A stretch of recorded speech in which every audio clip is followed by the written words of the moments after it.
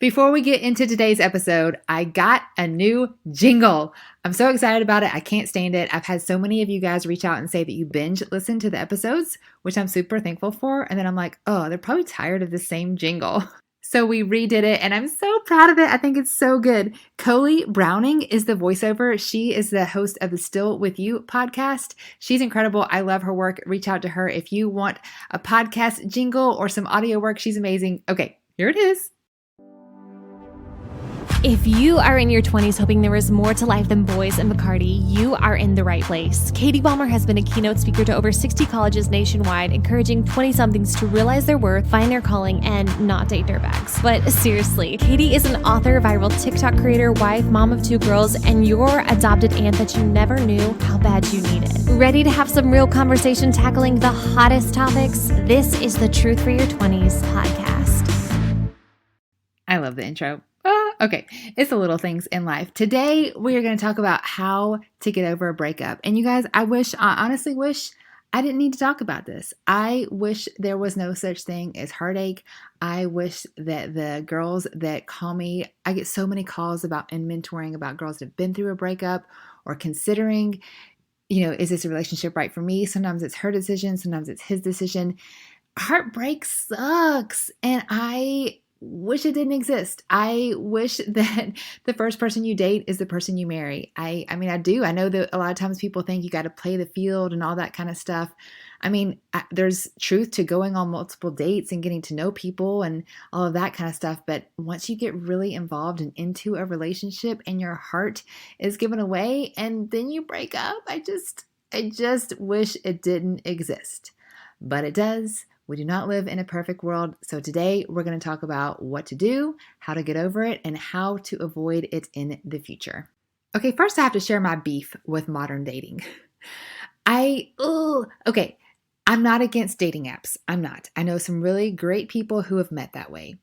The problem that dating apps have aided, I don't think they've created it, but they have helped develop the problem of always looking for the next person or always thinking you can do better or FOMO. And, I did a whole podcast episode on raising the bar versus being realistic. So there's a lot to talk about there. And I do never, ever, ever think you should settle, especially when it comes to matters of your faith and your morals and like some non-negotiables. But what I see with modern dating, and again, this is a very blanket statement, but a lot of times it's the swipe, swipe, swipe until I find a good match. And if I get to know them and there's just a little bit of something I don't like, or they smack their gum when they talk or whatever, then I know I have tens of thousands of possible matches and I could just keep swiping. I could just ghost them after a date or two and just keep swiping until I find another great match. But guess what? There's no amount of swiping you can do to find a perfect human. Shocker, you just can't. And again, couple that with the romance in movies, and we have this Cinderella idea of I just need to find the one. That is ingrained in us too. Like, I just need to find the right person and all my problems will be solved. So I found a good match on this app, or, it's not necessarily an app. Maybe someone set you up or whatever. I found this good match, but a few dates in and there's this one little thing I don't like. Forget you. And then like text breakup. Come on, man. Come on. Like, seriously. Maybe if you've only been on one date, I get it. But like, if you are in an invested relationship, have the guts to have a in-person conversation with that other human. I have a lot of beefs about modern dating, obviously. I just see that dating apps, generally speaking, and, they're not the culprit, they're not the cause of this, and they're not saying that you can't find a good match there. But it has kind of aided this mindset of swipe, swipe, swipe, swipe, swipe until I find the one. And the one, that's a myth too. I've talked about this on this podcast, but that is a myth, because if we believe this idea of the one, then we, first of all, put unrealistic and unfair expectations on another flawed human being. There's only the one, and that's Jesus. And we put those kind of unfair and untrue expectations on another flawed human being, we're going to be disappointed. And also, if we have the idea of the one, then we marry the one, and toddler tantrums and bills and crap happens because that's life. And we think, oh, I just didn't marry the one. I need to go find another the one. And no. So, okay, I believe that relationships it's not something you find, it's something you make. Let me say that again. A good relationship is not something you find, it is something you make. That means that two flawed human beings need to say, we are a good match. And that's important. I'm not saying you should be like, oh, wow, there's 27 red flags, but I'm just going to keep muscling through this relationship. I'm not saying that either. I mean, 100% you need to raise the bar. And this is what I teach in my dating plan course. You have to have a shared faith. I mean, there will be people who argue with me on that. That is fine. I have studied healthy relationships for a long time. I've studied what the creator of you and me and your potential boyfriend and husband and everybody else, the creator of the universe, he designed us. And while, yes, humans can have a good marriage and not be believers, everyone I've studied is because they are just doing biblical principles and don't even realize it.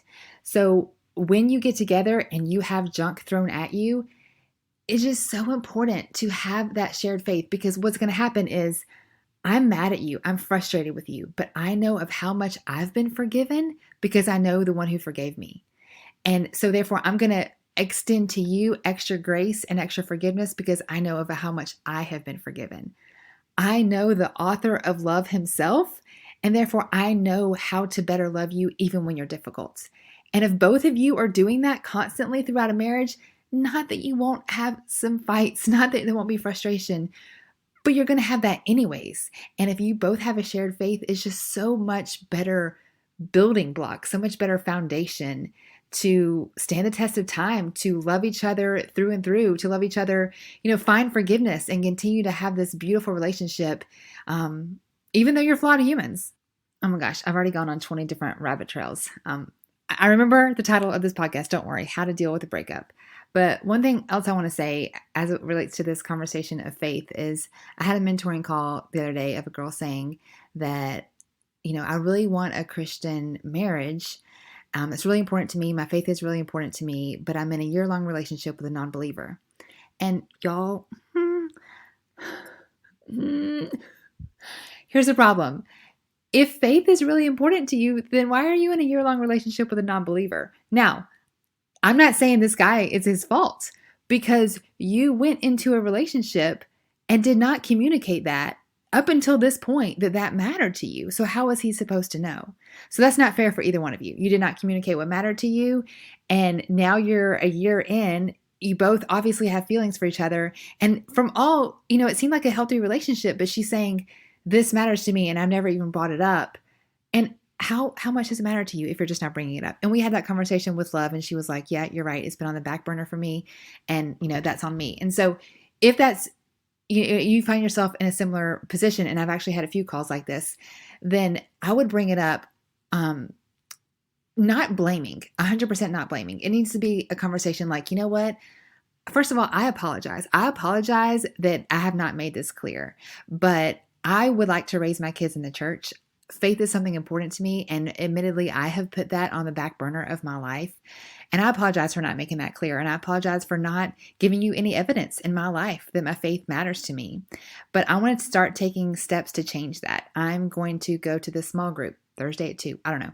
I'm going to start going to this church. I'm going to whatever that might look like for you, and tell your boyfriend, like, I'm not forcing you to do this. It would mean a lot to me if you came with me. It would mean a lot to me if you joined me on this journey. But especially if you're like a long time into a relationship and you're just now like, oh, faith matters. Like, you just can't say, and how dare you not be a believer too? Like, what? Like, it's not even fair if you're just now springing that on him. Okay. Whew. That's a little bit of my beefs with modern dating. And now let's talk about, so you've been in the dating world. You've been in a relationship and it just ended for whatever reason, how to deal with it. So you're at a party and you're in your 20s and people keep coming up to you and say, why aren't you drinking? Why aren't you drinking? You say, because tequila makes me make questionable decisions, butthead. Now get out of my face. But if you don't want to say that, you can also drink curious elixirs. Curious Elixirs are a booze-free craft cocktail that I absolutely love. There's no sugar added, but they do have adaptations to help you relax and unwind. You can have fun at the party and not make questionable decisions or have a hangover with Curious Elixirs. There's an easy to snag link right under here in the show notes, and you can use promo code Katie22 to save $10 off at checkout. That's promo code Katie22 for $10 off. I cannot tell you how many young women have reached out to me over the years, and especially recently, saying, I want to speak on stages. I want to have a podcast. I want to write a book. And girlfriend, I want to help you. There is room for you at the table. I want to help you not waste time learning about an email list and how to get published and the tech that you need for a podcast. There's so much that I have learned along the way that I want to help you go further and faster. So I'm starting a mastermind group that opens April 10th. All the information you will need is right under here in the show notes. Make sure you get in before it's too late. There's a limited seating, but I'm so excited about this opportunity. Doors close April 10th. Make sure you check out the information. All right, how to get over a breakup.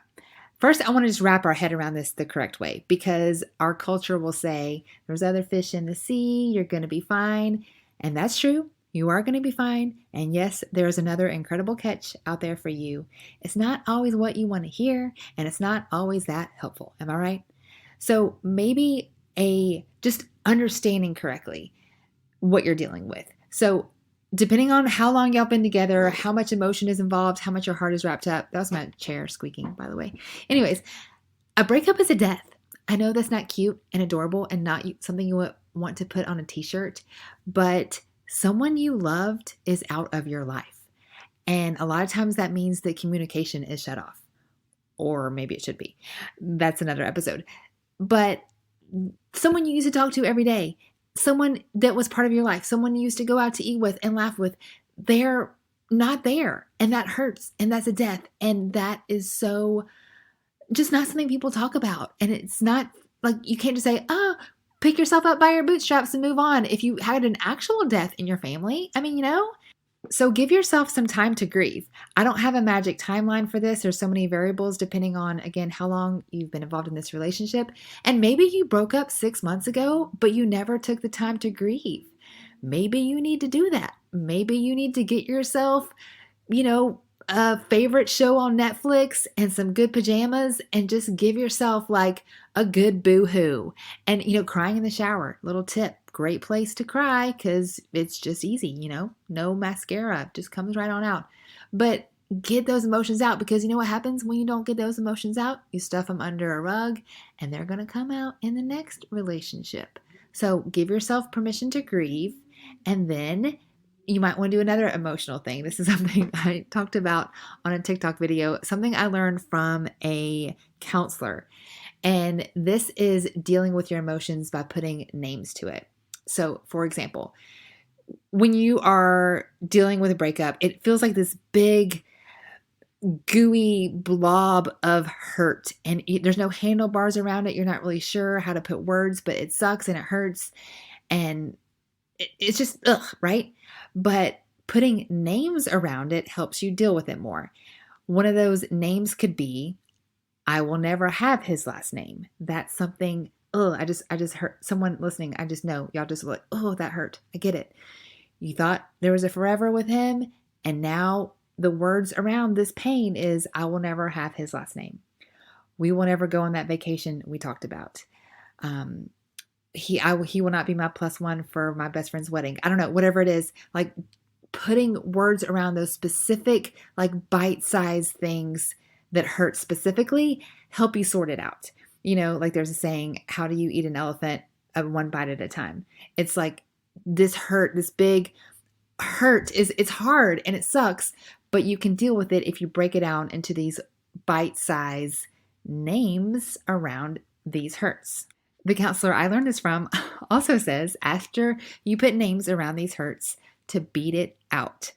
For example, while you're alone, your roommates are gone, your parents are gone, wherever you live, grabbing a pillow and a spatula and going to town and beating the ever-loving crap out of this pillow while saying, I will never have his last name.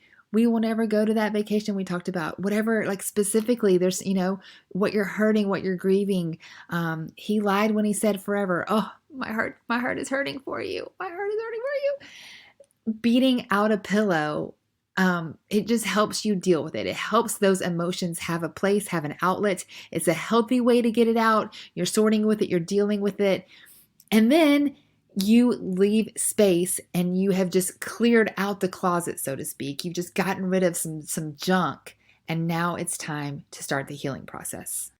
All right, there's a book by Ben Stewart called Rest and War, and it has some really powerful just topics as it relates to this healing process. So I want you to imagine a bullseye, and just trust me, I know where I'm going with this. A bullseye, in the center of the bullseye is something you want to avoid. So when he was talking about it, he was talking about like addicts, they're, drinking or looking at pornography. That would be the bullseye that you want to avoid. Okay. And then that outer ring would be the behavior that leads to that.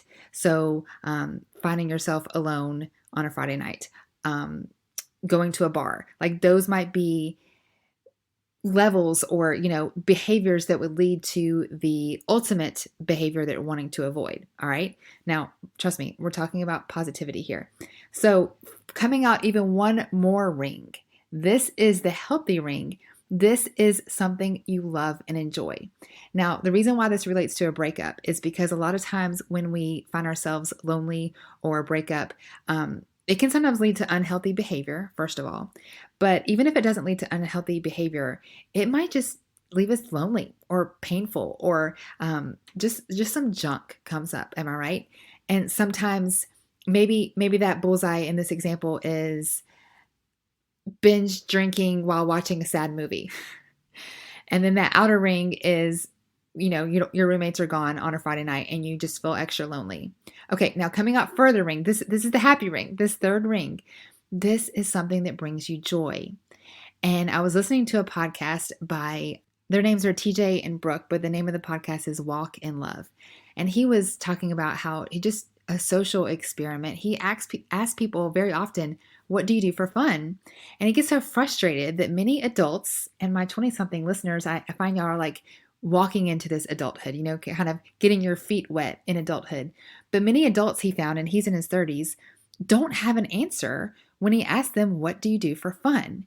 And that is your outer ring. When that outer ring, what you do for fun, is filled, then you won't go looking for fulfillment in less fulfilling substitutes, in these unhealthy ways, because we are pleasure-seeking machines. I mean, all of us, if you think about what we spend our money and our time on, I mean, it's ultimately, we want entertainment, we want happiness, we want companionship, we want love. Like the root of all of us, we all want these things. And so that outer ring, when that is filled, we don't look for it in unhealthy places. So for example, when I was doing mentoring years ago in Statesboro, Georgia, shout out Georgia Southern, there was a young girl who did not even know she could paint until she went through a breakup. This is mind-blowing to me. She was still is, an incredible painter, but did not even know until she was in this kind of place, just went through a breakup with this great guy, thought they were going to be married. She's like, she just happened to have a canvas and a paintbrush from her roommate or something like that. She's like, hey, do you mind if I just doodle around on this? And ended up an incredible painter, selling some of her work on the internet. And she didn't even know until she was walking through a breakup. So I'm curious, my listeners, who of you out there have an incredible talent that you just don't know about it? This could be going for walks, going on hikes, having friends over for dinner. Like, you really enjoy food. There's so much beauty in just savoring slow meals and really enjoying a home cooked meal. There's so much beauty in that. Nature, as we talked about, getting creative with a pen, with paper, with music. The guy I was listening to on this podcast, the Walk in Love podcast, talked about how he went to film school and thought he was going to be a movie creator. And so he just really, really enjoys movies more so than the average person. And just that's something that, fills him up and makes him feel fulfilled. That outer ring, when you are living your best creative life, it's just so enjoyable and so exciting. And I want that for the people that I love. I want that for you. I want that for me. I want that for my kids and my husband. Like we are ultimately made in God's image. We are made in the image of God. And I don't know if you've ever thought about this way, but God is creative and God makes things beautiful. So, if we look around at the flowers, for example, if I was God, and let's all be thankful that I'm not, I would make, I don't know, 3 flowers. Like, I would make them functional. The flowers would serve a purpose to attract bees so the bees can make honey and all be part of the food cycle. Like, it would just, I would just make it functional. It would just do its job. But your Heavenly Father, I don't even know how many bazillions of different varieties of flowers there are. Like, He made beauty even before function. That might make me cry. And us, made in His image, yes, we have a purpose here on this earth. But even more than that, we are beautiful creatures and we crave beauty and we create beauty. We're the God who made us created beauty in you, and He also gave you that ability to create and also to enjoy beauty. So going back to this podcast episode where I heard this idea, he talked about that being our best defense in life. And that's so true. Like, if you can get this down, even though you may have experienced finding what fills you up and finding your creativity because of a breakup, what a gift that you are going to bring your future self, your future relationship, by understanding your creativity, what fills you up, what makes you happy, because you're just going to be such a better, more fulfilled, more amazing person and not seeking those temporary pleasures in that inner circle that we were talking about. Because, like I said, that fulfillment that comes for these hobbies and this happiness and this seeking beauty, then we're no longer searching for cheap substitutes for that gunk, the gunk in the inside.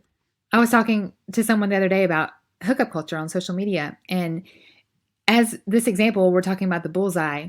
A lot of times hookup culture is that center in the bullseye that people engage in, but it's just because they're lonely. It's because they need love. It's because they need validation. And if 2 rings out, if they are fulfilled with that creativity, with, what sets their soul on fire, doing what they're created to do, they're not going to go looking for cheap substitutes for love. Like, this will solve a lot more problems than just getting over a breakup when we fill this outer ring with just what we're created to do, what brings us fun. So I challenge everyone listening. I'd love for you to let me know, reach out to me on Instagram. My handle is at Katie Bulmer Life, but I would love for you to tell me, what do you do for fun? And maybe you don't know the answer to that right now, but take the next few days to experiment. Take a little bit extra time, after work or before class or whatever it is in your normal life. What do I do for fun? And maybe you have to experiment. Maybe you try salsa dancing and you hate it, that's okay. But maybe I would love for you to just challenge yourself and decide what you do for fun. And then lastly, when I talk about how to get over a breakup, I talk about making a dating plan. So really what we just talked about with this whole ring situation and finding what sets your soul on fire, that automatically just makes you a heck of a lot more attractive person, because you're no longer like desperately searching for like a guy. I'm all for relationships. I'm all for marriage. I'm all for healthy relationships. But when that becomes our idol, first of all, we're all made for worship. We are all made to worship. A lot of times we worship money. We worship celebrities. We worship a boyfriend or a girlfriend. But again, we are creatures made in the image of God, and we are made to worship. And when we put the wrong thing in that place, it usually doesn't end well. But when we get that right, and then we start to understand our creativity and understand that beautiful way we're created, I'm just saying, it all works together and you automatically become a heck of a lot more attractive and just full and whole human. 2 halves don't make a whole. 2 whole people make a beautiful relationship. And then making a dating plan. So I always joke when I talk to sororities that I've never met a girl who says, I'm really looking for a porn-addicted college dropout who cusses at his mama. But I meet girls who date guys like that because they walk into dating with no plan. So you went through a breakup that hurt. It was awful. You don't want to do it again. But you know what? You learned something. You learned something, and now it's time to write down what matters to you going forward. I have a free quiz. I'll link it in this profile, but really just kind of helps you start to think about what matters to you. There's also a PDF that will go with that to maybe help you unpack it a little more. Again, I would say though, your one non-negotiable is a shared faith. And the other thing that makes this not complicated, but maybe something that you don't want to hear is that it is not fair to expect, yeah, I really want a Jesus loving guy who's debt free and I don't know, goes for 3-mile hikes every day. But that doesn't describe you. Like if, especially when it comes to faith, if you want a man of God, when's the last time you opened your Bible? I know I just stepped on someone's toes, but Andy Stanley says you have to become who you're looking for is looking for. High expectations are great. I'm all for it. But those high expectations also need to describe you. And the last thing I want to say about getting over a breakup is understanding your worth, because people treat us how we teach them to, how we say is okay, what's expected because we allow it. So obviously I'm not dating anymore. But this hit home for me recently because I do ad hoc social media consulting and marketing management for other companies, just kind of like a freelance deal. And this one company in particular, I really liked working for them. It was, it's a good relationship, but I ended up taking calls at all hours, doing things that weren't in my contract. Just, yes, I'll do that. Yes, I'll do that. Going above and beyond to my detriment. Going above and beyond is good, but to a point you have to be like, listen, I teach you how you can treat me. And I was saying, yes, yes, yes, yes, yes. So of course they're going to keep asking. Like at some point, that's not on them. That's on me for keep saying, yes, yes, yes, I'll do whatever. And that was like oh shoot, I need to practice what I preach as I'm telling these young girls, you have to define what matters to you. You have to communicate your worth. And, girls, generally speaking, try to be accommodating. And there's nothing wrong with that. That's a beautiful thing. But when we are like bending over backwards and we don't see the same reciprocated in relationship, that's not okay. And before you get into another relationship, or if you're in one, go ahead and decide like, this is what's okay and this is not what is okay. I want to decide now, while your head is not all googly-eyed over the other person, this is what matters to me, and stop compromising. I could probably talk about this for 3 more days, but I'm going to tie it up right there. I hope this was some helpful information. I hope that you can take a screenshot of this and share it with a friend or share it on your social. If you do, please tag me at Katie Bulmer Life. There are going to be several links and resources from this episode right here in the show notes, that book that I mentioned in the podcast, the links for our sponsors and the discounts. So make sure you check all that good stuff. Hey, I'm so thankful that you are here, and I hope today that you learned some truth for your 20s.